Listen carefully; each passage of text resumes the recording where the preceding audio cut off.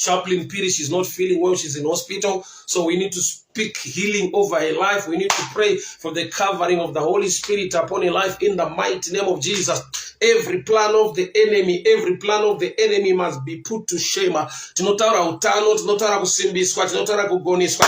Nezita ra Jesu, nezita ra Jesu, nezita ra Jesu. Mwabati kunamata nopenyu wa Chaplain Piri, kunamata nopenyu wa muranda wenyu mwa makamudana nechikonzero mwaka wakadai kuti ashumire nekubata basa renyu. Ngasimbiswe, ngapiwe utano, ngagoniswe nemi. Every plan of the enemy must be put to shame. We speak healing rain over our life in the name of Jesus. Wenyasha mchene wakatendeka, tinotara kuporeswa, tinotara utano, tinotara kudzikinirwa muzita ra Jesu. Amen and amen. I need to read the scripture before I go. John chapter 2, the common scripture. John chapter 2, John chapter 2, verse 4. And Jesus said to her, "Woman, what does this have to do with me? My hour is not yet come." His mother said to the servants, "Do whatever he tells you." Do whatever he tells you. Mindro ya Jesu inoti. Shine, what does this have to do with me? Number one. Number two, my hour is not yet come. My hour is not yet come. Mindro idzodzo dziri tu. Dzakaita kuti Mary aite mamwe manzwiro zvokuti wakasvika pakuudza vadzidzi vake haana kuti ari kuramba. Mary haana kuenda kwaari achiti nguva haina kukwana. Zvese zvakataurwa zvine zvazvakareva muna Maria. Mary ndokubva aenda kuvadzidzi ndokubva ati, "Do whatever he tells you to do." Nekuda kwekuti mai pavakaenda kuna Jesu vakasvika vaine chichemo vachiti, "There is no wine, wine yapera." They were expecting Jesus to do something. But mindro dza Jesu dzakaita kuti Mary azive kuti vanhu ndo vanofanirwa kuziva zvekuita kana kuti vanofanirwa kunzwa zvaanotaura voita saizvozvo. Chekutanga vaida kuti Jesu aite something, maybe to perform a miracle. On this, truly he turned water into wine. But nyaya yakashanda sekudai. People were given an instruction. Vanhu vakaudzwa zvekuita. Vakatuta mvura vakaisa muzvirongo. Vakanopa mukuru wemutambo. Mukuru wemutambo anwa ndopa akanzwa mvura yashandirwa kuva wine. Kureva kuti the first miracle ya Jesu ine chekuita ne instruction inopiwa munhu. I will download this way. If this was the first miracle recorded ya Jesu, zvoreva kuti miracle iri kutsvagwa nemunhu nhasi ine chekuita nekunzwa kuti iye anoda kuti uite sei. Wine hongu yapera, but handina kunzwa Jesu achitaura nezvewine. Ndiri kungonzwa achiti, "My hour is not yet come." Maria ndokubva aenda kuvanhu akati, "Do whatever he tells you to do." Kureva kuti chero zvaataura, whatever zvinova chero zvaataura zvine chekuita nezvauri kutaura kana kuti zvauri kutsvaga. So vanhu vakatutiswa mvura. Chapera iwine, vanhu ndokubva vatuta mvura. Instruction yaMary inoti, "Do whatever he tells you to do." Kureva kuti Jesu paari kuti "My hour is not yet come," ari kungopa a picture yekuti when you want something from God, learn to listen or to hear what the Spirit is saying to you. Kana une chauri kuda kuti Mwari vakuitire, gona kunyengetera nekutsvaka kuziva kuti Mwari vanoda kuti uite sei. Nokuti mune zvandichaita ndanzwa Mwari vachitaura, ndo mune zvandiri kutaura kuti Mwari vandiitire. I don't know if you can hear me this way. I will download again. Mary waenda kuna Jesu achiti, "They have no wine," havachina wine. Jesu ndokubva apa mhinduro dzaapa dzadaverenga dzekuti, "What does this have to do with me?" Number one. Number two, my hour is not yet come. Mhinduro dziri two dzakaita kuti Maria aende kuvanhu achiti, "Do whatever he tells you to do." And ndokubva vatuta mvura, and the water was turned into wine. So which means whatever miracle, whatever blessing, whatever that you are looking for, kuti Mwari vakuitire, zvakavigwa mukuziva zvavanoda ivo Mwari kuti uite. And izwire kuti whatever it is so challenging, nekuti chiri kudiwa panapa is whatsoever chirayo pari kudiwa wine. But kugona kwaMwari unyanzvi hwaMwari, minhana yaJehovha ndeyekuti chauri kuda chakavigwa mune chero chaanenge ataura muupenyu hwako. Do whatever he tells you to do. Do whatever he tells you to do. Vanhu ndokubva vatuta mvura and the water was turned into wine, which means the first miracle ndeyekuti vanhu vanofanirwa kunzwa kuti Mwari anodei. Kana vaita sezviri kudiwa naMwari, vobva vasangana nezvavaida kuudza Mwari kuti avaitire. Chekutanga Mary wakaenda kuna Jesu akati havachina wine, which means people were expecting kuti kana Mary asvitsa chichemo Jesu ane zvaachaita. But Mary adzoka kuvanhu, vanhu ndo vakaudzwa zvekuita. Vanhu pavakaziva zvekuita vakasangana nechavari kutsvaka. So whatever you desire, whatever you are looking for, it's hidden in the word of God. Kunzwa kuti Mwari vanoda kuti uite sei.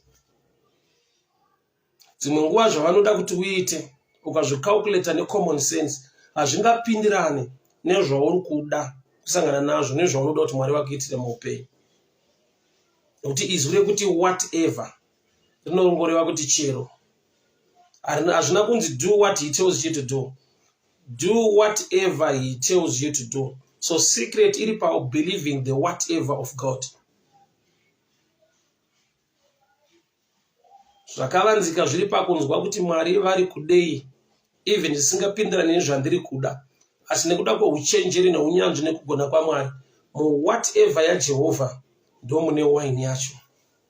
So there are times yekuti dzimwe nguva unonzwa Mwari vachitaura muupenyu wako vachikudza zvekuita, but nekuda kwokuti uri munhu unocalculate, une mafungiro nekuongorora kuti izvi zvingapindirane here nezvandiri kuda, dzimwe nguva ndizvo zvinoita kuti uregere, nekuda kwokuti dzimwe nguva zviri kutaurwa zvacho zviri muklasi ye-whatever, hazvisi muklasi yechaunoda kuti chitaurwe nezvacho. When you compare the two, mvura haina taste, wine inofanirwa kunge ichitapira, wine inofanirwa kunge ine zvimwe zvinhu mairi nekuti inogadzirwa from the grapes. But nekuda kwokuti Jesu wacho ndiye the true vine, saka chese chaanoti ita chine ma-effects ake iye the true vine. Ma-vines ndo aiproducer wine. Jesus is the true vine, John 15. Ndini muzambiringa wechokwadi. Zvoreva kuti vanhu pavakaita run out of wine, wine was still present but isiri processed, because ma-vines aiprocesswa, aisvinwa kuti ive wine. Saka Jesu anova the true vine was there and they ran out of wine, while this the vine, the true vine.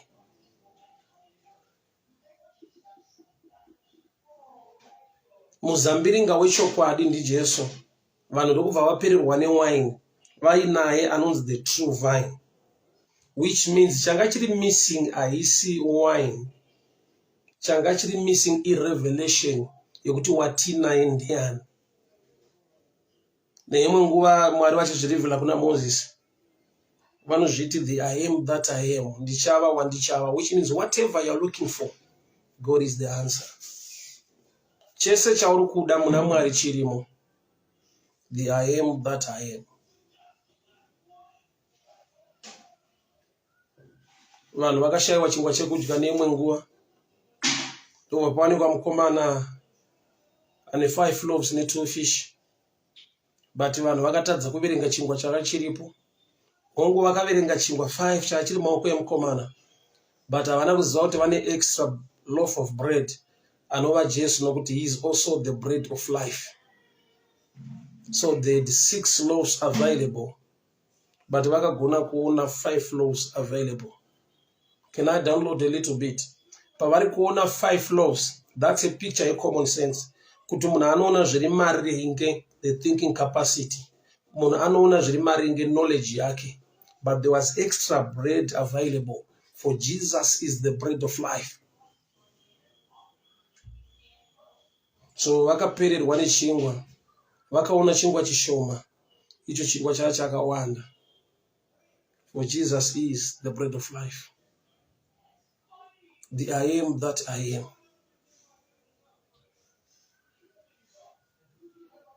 So chese chauri kuda ndiye, chese chauri kutsvaka chiri muna Mwari. Hakuna plan B, hakuna kumwe kwatingaenda kunze kwaMwari. So vakapererwa newine. But murume wari kunoaprocha is the true vine, anova iye Jesu. So Maria akadzoka kuvanhu akati, do whatever it is to do. Sei Maria wawana chizaruko ichi? Nekuti haana kuudzwa izvozvo kuti enda unoudza vanhu kuti itai zvanei taura. Maria wakaudzwa kunzi my time is not yet. Nguva yangu haisati yakwana. Saka kana Jesu wakaita miracle, iye ambotaura achiti my time is not yet. Zvongondiratidza kuti vanhu pavari kunoaprocha, Mary paari kuaprocha Jesu achiti vanhu vapererwa newine. She was expecting Jesus to do something. Ukama hwemunhu naMwari wava pastage palevel yekuti munhu unofanirwa kuita zvinotaura Mwari, kupa Mwari position yake saishe. Tinogamuchira Jesu sashe uye muponesi weupenyu hwedu. Kureva kuti the savior part becomes automatic when the Lord's part iripo, iri available, iri kushandwa nayo. Kana ndikamutora satenzi wangu sashe uye muponesi, kundiponesa becomes automatic nekuda kwekuti ndiye ishe, ndiye muponesi weupenyu wangu. So the first miracle of Jesus, people were instructed what to do. So imwe miracle muupenyu hwako yakavigwa pakutsvaka kuti Mwari unoda kuti iwe uite sei. I know une zvaunoda kuti Mwari vakuitire, but zvaunoda kuti Mwari vakuitire zvakavigwa pakuziva zvavanoda ivo kuti iwe uite semunhu, usangane nezvaunoda kuti vakuitire. Handina kuona Jesu achibata bhaketi remvura. Handina kuona Jesu achiita prayer pamusoro pemajagi emvura. Vanhu vakangoudzwa zvekuita and water turned. Kurati you can turn your situation by doing what the word of God says. You can turn your situation by doing what God says. You can turn that situation by doing what God wants you to do. Miracle yekutanga ya Jesu panzvimbo inonzi Kana. Jesu haana kubata chirongo chewine. Jesu haana kuita prayer pamusoro pezvirongo zvaitakura mvura. Bible rangu rangoti vanhu ndo vakatuta mvura. He said to his servants, fill the jars with water.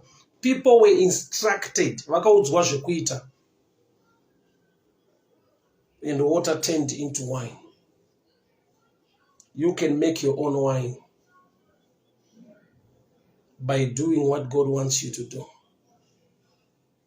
You can make your own wine. Mwari vanogona kuishandura situation iyi kana waziva zvaunofanirwa kuita. The first miracle ya Jesu pakana, people were instructed what to do and the water turned into wine, which means iwewe, you can turn your situation by being obedient to the word of God, by doing what God wants you to do. But zvirikunzi zvaunofanirwa kuita apa mazviri muclass iri very strange, inodemanda faith. Whatever, chero zvaataura.